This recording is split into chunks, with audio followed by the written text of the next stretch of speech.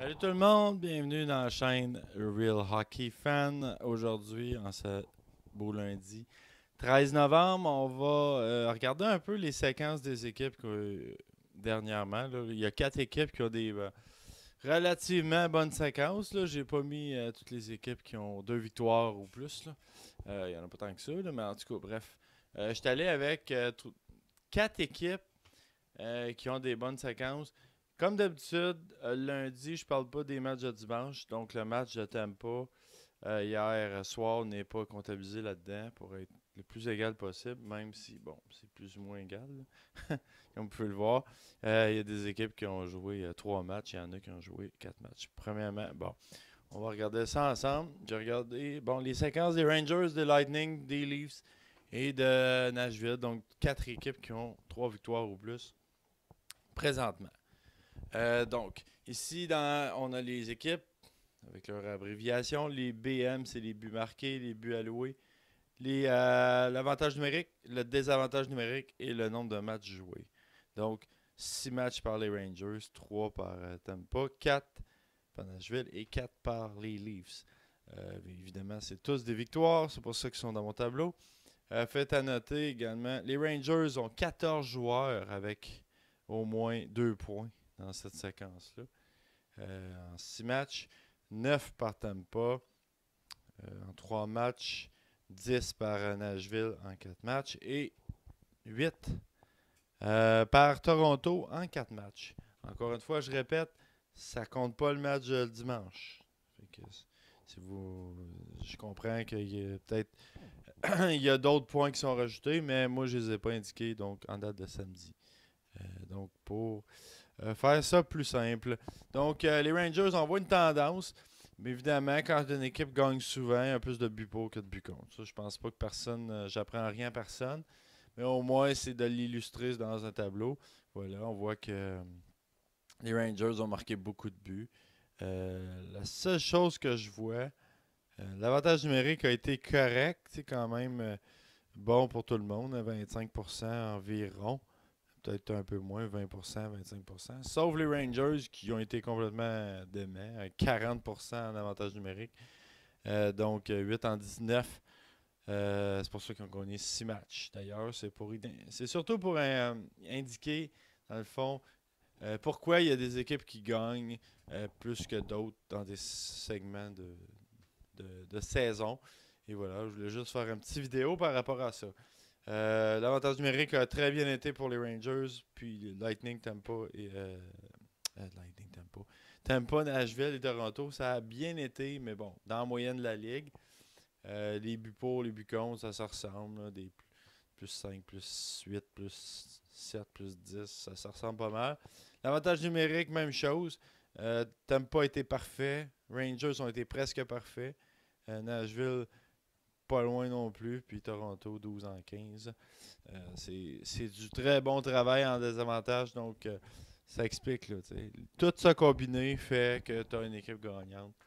C'est ce que je voulais vous montrer ce matin. Donc, une équipe qui a un bon avantage numérique, qui arrête l'autre équipe, qui marque des buts à 5 contre 5 également, et elle loue pas de but. Ben, ça donne des victoires. Donc, 1 plus 1 plus 1 plus 1 donne un gros 2 points au bout de la ligne. Et plusieurs victoires consécutives. Donc, les Rangers en ont 6 de suite, comme je disais. Tampa en a 3. Toronto et Nashville en ont 4. Donc, voilà, je voulais faire une petite vidéo par rapport à ça. Dans cette séquence, il y a aussi des joueurs d'impact, évidemment. On le répète souvent. Les joueurs d'impact ont. Quand que tu veux que ton équipe remporte victoire, tu as besoin de tes meilleurs joueurs. Ça, c'est. Tout le monde va le dire. Les meilleurs joueurs. Dans le cas des Rangers, on a eu des performances de 14 joueurs. Puis McDonough a eu 7 points. Shattenkirk a eu 7 points. Nash, 4 points. Je pense Grabner, ça, c'est pas ses meilleurs joueurs, mais quand même, ça a besoin de la profondeur également. Des joueurs de profondeur. Tu as besoin des 3e, 4e trio, balancer tes points. Donc, si tu n'es pas capable d'avoir de la production énorme de ton premier, 2e trio, mais ça te prend des joueurs en 3e, 4e trio qui balancent le tout avec quelques points. Donc, et ça prend des points de tes défenseurs. Donc, tout le monde doit contribuer dans une victoire. Et idéalement. Sinon, c'est tes meilleurs joueurs qui transportent l'équipe. C'est ça. C'est comme ça que tu gagnes dans la Ligue nationale. C'est que tu joues avec tes meilleurs trios. Zibanejad du côté des Rangers a connu une autre bonne séquence. McDonough, Nash, Zuccarello, Shattenkirk. Donc, tous les gros joueurs de l'équipe ont eu des points. Dempa, même chose. Stamkos, Kucherov, Namestnikov, Braden Point. Quelques exceptions. Yanni Gourde a connu une bonne séquence. Puis Alex Killorn aussi. Mais en gros, c'est les gros noms que je répète tout le temps. Évidemment. Je parle pas des gardiens non plus. Là. Dans ces cas-là, mais surtout que les Rangers ont 2 points quick de moyenne pour Lundqvist. C'est pas si mal que ça. Mais quand même, c'est pas les gardiens qui ont sauvé la donne tant que ça. Les gardiens ont été bons dans les 4 cas, mais pas extraordinaires. Donc, c'est ça. Puis Nashville, Nashville, c'est un peu l'exception qui confirme la règle. Nashville, j'ai remarqué, c'est des gars comme Salomaki, Yarncroc, Arvidsson. C'est pas des mauvais joueurs, mais c'est pas les Johansson. C'est pas les Subban.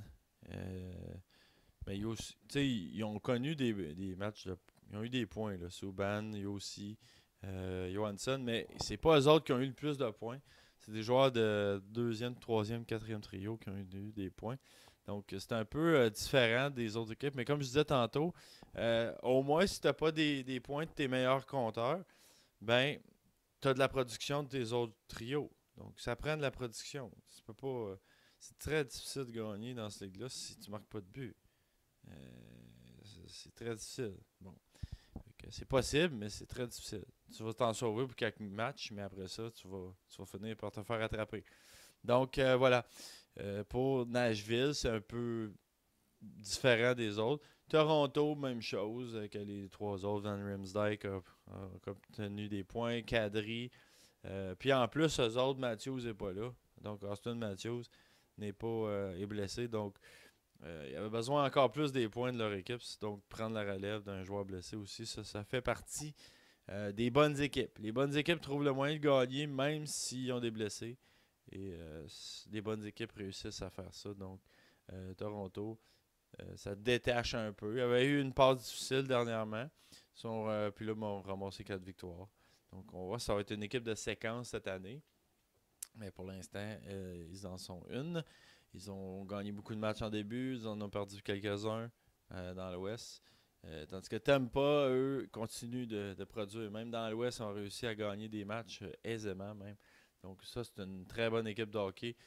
Bon, évidemment, là, tout le monde les place, même premier de la division, premier de la conférence, et même certains qui les placent en haut du classement et champion de la Coupe Stanley. Ce qui d'ailleurs a été mon cas. Moi, je les vois gagner la Coupe Stanley cette année. Donc voilà, c'est une vidéo comme ça que je voulais présenter. C'est un peu différent de ce que je fais d'habitude. Je voulais juste vous en présenter. Je veux mettre des choses différentes sur cette chaîne-là. Je veux pas toujours faire la même routine tout le temps. Donc, de temps en temps, je vais faire des vidéos différentes comme ça. Puis, en espérant que ça fait votre bonheur. Si vous avez quoi que ce soit à mentionner, commentaire, opinion dans le bas de la vidéo, abonne-toi à ma chaîne. C'est ça. Puis, partage la vidéo et mets un petit pouce si t'aimes ça. Ça me fait un gros plaisir. Donc, si t'aimes ça, ce que tu vois, partage, comme je disais, partage-le, mets un like, puis dis-le à tes amis. Mentionne-le à ta famille. Non, c'est pas vrai. Je déconne. Donc, fais ce que tu veux, mais bref, parle-en bien, parle-en mal, mais parle-en. Donc, merci d'avoir écouté et à la prochaine. Ciao tout le monde.